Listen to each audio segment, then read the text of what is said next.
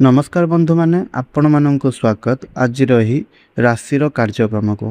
बंधु माने आज रही राशिर कार्यक्रमटी तुला राशिर व्यक्ति विशेष मानक पई बहुत गुरुत्वपूर्ण अटे। तुला राशिर व्यक्ति विशेष माने आज एही वीडियो रे जानिबे जे देवस्नान पूर्णिमा परठारु आपण मानकर जीवन रे केउ सब परिवर्तन आसीबा पई जाउअछि।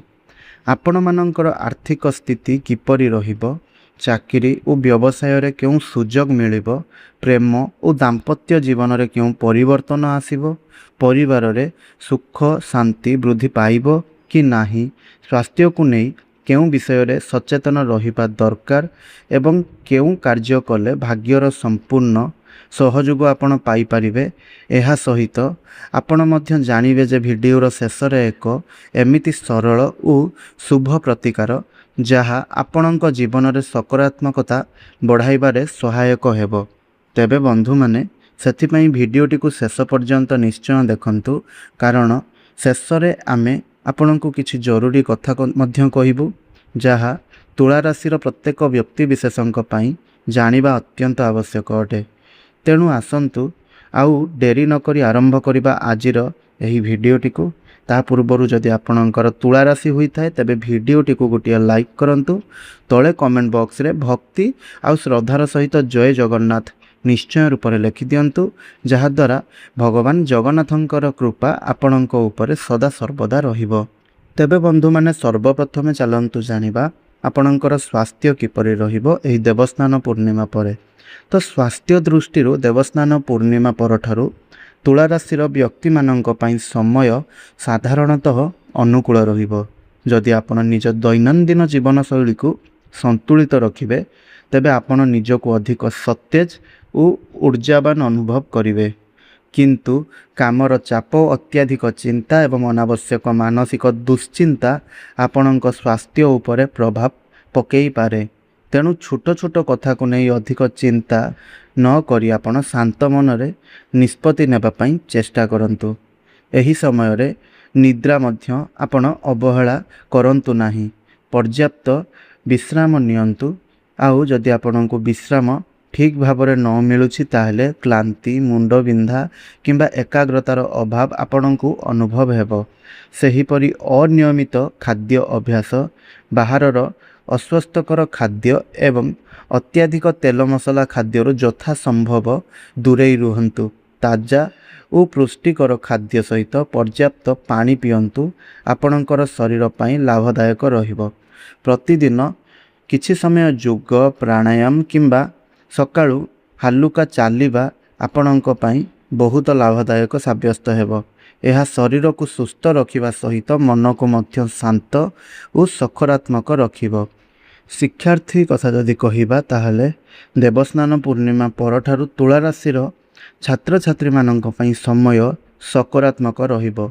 जदि आपण दीर्घ दिन धरी पाठ पढ़ारे मन लगाइबाकू चेष्टा करुथुले तेबे एही समय आपणकर एकाग्रता पूर्व अपेक्षा अधिक बढ़िबो। नुआ विषय बुझिबार क्षमता उन्नत हेबो एवं आपण पढ़िथिबा विषय को सहजरे मन रखि पारिबे। एही शिक्षा क्षेत्र रे आपणको भल प्रदर्शन करिवार सुजोग मध्य मिलिबो। जेउ छात्र छात्री प्रतियोगितामूलक परीक्षा, सरकारी चाकरी किंबा उच्च शिक्षा पई प्रस्तुति करूछंती, सेमानंक पई एही समय अधिक परिश्रम करिवार समय रहिबो। नियमित अध्ययन, सठिक समयर परिचालना एवं आत्मविश्वास सहित प्रस्तुति कले भल फल पाइबार संभावना बढ़ी पारिबो। तेबे केवल भाग्य उपरे निर्भर न करी जदि निजर परिश्रम को प्राथमिकता देबे ताहले आपणक पई बहुत भल रहिबो। अलस्वामी, मोबाइल रो अत्याधिक व्यवहार एवं समय नष्ट करुथिबा अभ्यासरु दूर रे रुहंतु। प्रतिदिन एक निर्दिष्ट समय रे पाठ पढ़ा पढ़ी करंतु, निजर लक्ष्य स्थिर रखंतु एवं सकारात्मक चिंताधारा सहित आगकू बढ़ंतु। तेबे बंधु माने आपणकर प्रेम जीवन एवं वैवाहिक जीवन दृष्टि देवस्नान पूर्णिमा परठारु तुला राशिर व्यक्ति मानक पई समय साधारणतः सकारात्मक रहिबो। जदि आपण काहाकू सत्य मन रे भल पाउछंती तेबे आपणक संपर्क रे मधुरता और परस्पर प्रति विश्वास वृद्धि पाइबो। पूर्वरु तिबा छोट छोट भूल बुझामणा ଧୀରେ ଧୀରେ ଦୂର ହେବ, ଯାହାଫଳରେ ସମ୍ପର୍କ ଅଧିକ ଦୃଢ଼ ହେବ ଏବଂ ଆପଣଙ୍କର ସମ୍ପର୍କରେ ଏକ ମଜବୁତପଣ ଆସିବ। ତେବେ କୌଣସି ବିଷୟରେ ନିଷ୍ପତ୍ତି ନେବା ପୂର୍ବରୁ ପରସ୍ପର ସହ ଖୋଲାଖୋଲି ଭାବରେ ଆଲୋଚନା କରିବା ବହୁତ ଭଲ ରହିବ। ଯେଉଁ ଅବିବାହିତ ବ୍ୟକ୍ତିଙ୍କ ପାଇଁ ଉପଯୁକ୍ତ ଜୀବନସାଥୀ ମିଳୁନଥିଲେ ବା ଅପେକ୍ଷା କରିଥିଲେ, ସେମାନଙ୍କ ପାଇଁ ଭଲ ପ୍ରସ୍ତାବ ଆସିବାର ସମ୍ଭାବନା ମଧ୍ୟ ରହିଛି। ପରିବାରର ସମ୍ମତି ସହିତ ଶୁଭ କାର୍ଯ୍ୟ ଆଗକୁ ବଢ଼ିପାରିବ। ତେବେ କୌଣସି ସମ୍ପର୍କରେ ତରତରିଆ ଭାବରେ କୌଣସି ନିଷ୍ପତ୍ତି ନେବା ପରିବର୍ତ୍ତେ ଭଲ ଭାବରେ ବିଚାର କରି ସବୁବେଳେ ଭଲ ନିଷ୍ପତ୍ତି ନିଅନ୍ତୁ। ବିବାହିତ ବ୍ୟକ୍ତିମାନଙ୍କ ପାଇଁ ମଧ୍ୟ ଏହି ସମୟ ଶାନ୍ତିପୂର୍ଣ୍ଣ ରହିପାରେ। ଜୀବନସାଥୀଙ୍କର ସହଯୋଗ ମିଳିବ ଏବଂ ପରିବାରରେ ସୁଖଦ ପରିବେଶ ରହିବ। ପରସ୍ପରକୁ ସମ୍ମାନ ଦେବେ, ସମୟ ଦେବେ ଏବଂ ବିଶ୍ୱାସ ବଜାୟ ରଖିବା ଦ୍ୱାରା ସମ୍ପର୍କ ଆହୁରି ମଜବୁତ ହେବ। ଚାକିରି ଓ ବ୍ୟବସାୟ କ୍ଷେତ୍ରରେ ଦେବସ୍ନାନ ପୂର୍ଣ୍ଣିମା ପରଠାରୁ ତୁଳା ରାଶିର ବ୍ୟକ୍ତିବିଶେଷମାନଙ୍କ ପାଇଁ ସମୟ ସାଧାରଣତଃ ଅନୁକୂଳ ରହିବ। ଯେଉଁମାନେ ଚାକିରି କରୁଛନ୍ତି ସେମାନଙ୍କ ଦକ୍ଷତା ଓ ପରିଶ୍ରମକୁ କାର୍ଯ୍ୟକ୍ଷେତ୍ରରେ ପ୍ରଶଂସା ମିଳିବ। ଆପଣଙ୍କୁ ନୂଆ ଦାୟିତ୍ୱ କିମ୍ବା କୌଣସି ଗୁରୁତ୍ୱପୂର୍ଣ୍ଣ କାମର ଦାୟିତ୍ୱ ଦିଆଯିବ। ଯଦି ଆପଣ ନିଜ କାମକୁ ସମୟ ମଧ୍ୟରେ ଓ ସଠିକ୍ ଭାବରେ ସମାପ୍ତ କରୁଛନ୍ତି, ତେବେ ଉଚ୍ଚ ଅଧିକାରୀଙ୍କର ବିଶ୍ୱାସ ଓ ସହଯୋଗ ପାଇବାର ସମ୍ଭାବନା ମଧ୍ୟ ବଢ଼ିଯିବ। କେତେକଙ୍କ ପାଇଁ ପଦୋନ୍ନତି କିମ୍ବା ନୂଆ ସୁଯୋଗର ଦ୍ୱାର ମଧ୍ୟ ଖୋଲିବ। ବ୍ୟବସାୟ କରୁଥିବା ବ୍ୟକ୍ତିମାନଙ୍କ ପାଇଁ ଏହି ସମୟ ମଧ୍ୟ ଉତ୍ସାହଜନକ ରହିବ। ନୂଆ ଗ୍ରାହକଙ୍କ ସହ ଯୋଗାଯୋଗ ବଢ଼ିପାରେ ଏବଂ ପୂର୍ବ ଅପେକ୍ଷା ଭଲ ଲାଭ ମିଳିବାର ସମ୍ଭାବନା ମଧ୍ୟ ରହିଛି। ଯଦି ଆପଣ ନୂଆ ବ୍ୟବସାୟ ଆରମ୍ଭ କରିବା ପାଇଁ କିମ୍ବା ବ୍ୟବସାୟ ବିସ୍ତାର କରିବାକୁ ଭାବୁଛନ୍ତି, ତେବେ ଯୋଜନାବଦ୍ଧ ଭାବରେ ଆଗକୁ ବଢ଼ନ୍ତୁ। କୌଣସି ବଡ଼ ନିବେଶ କିମ୍ବା ଭାଗିଦାରୀ କରିବା ପୂର୍ବରୁ ସମସ୍ତ ଦିଗକୁ ଆପଣ ଭଲ ଭାବରେ ବିଚାର କରନ୍ତୁ। ଆର୍ଥିକ ଦୃଷ୍ଟିରୁ ଦେବସ୍ନାନ ପୂର୍ଣ୍ଣିମା ପରଠାରୁ ତୁଳା ରାଶିର ବ୍ୟକ୍ତିମାନଙ୍କ ପାଇଁ ସମୟ ସାଧାରଣତଃ ଉନ୍ନତିର ସଂକେତ ଦେଉଛି। ଦୀର୍ଘ ଦିନ ଧରି ଅଟକି ରହିଥିବା କୌଣସି ଧନ ଫେରି ପାଇବାର ସମ୍ଭାବନା ମଧ୍ୟ ରହିଛି।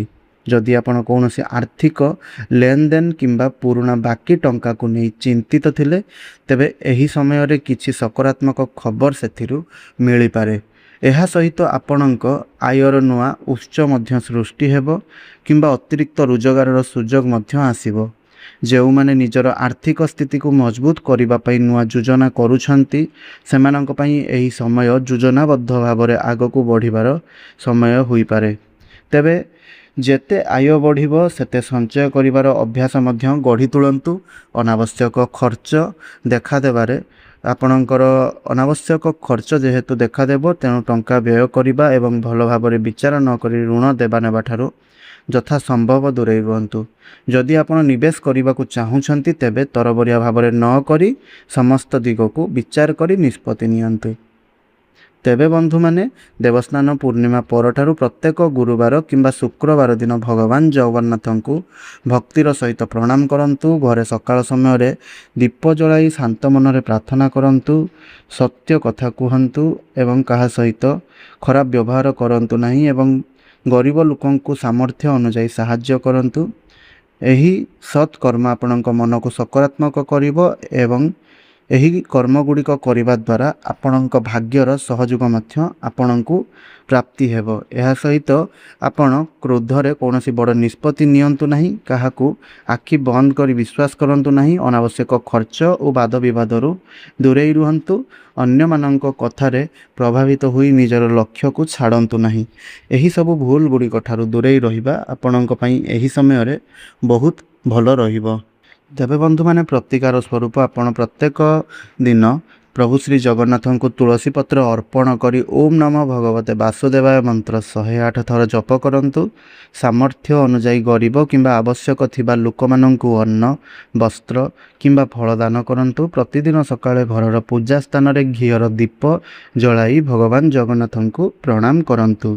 ତେବେ ବନ୍ଧୁମାନେ, ଏହା ତ ଥିଲା ଦେବସ୍ନାନ ପୂର୍ଣ୍ଣିମା ପରଠାରୁ ତୁଳା ରାଶିର ବ୍ୟକ୍ତିବିଶେଷମାନଙ୍କର ଜୀବନରେ କ'ଣ ସବୁ ପରିବର୍ତ୍ତନ ଆସୁଛି ତାହା ସମ୍ପର୍କରେ। ତେବେ ଯଦି ଆପଣଙ୍କୁ ଭିଡ଼ିଓଟି ଭଲ ଲାଗିଥାଏ, ତାହେଲେ ଭିଡ଼ିଓଟିକୁ ନିଶ୍ଚୟ ରୂପରେ ଲାଇକ୍ କରନ୍ତୁ।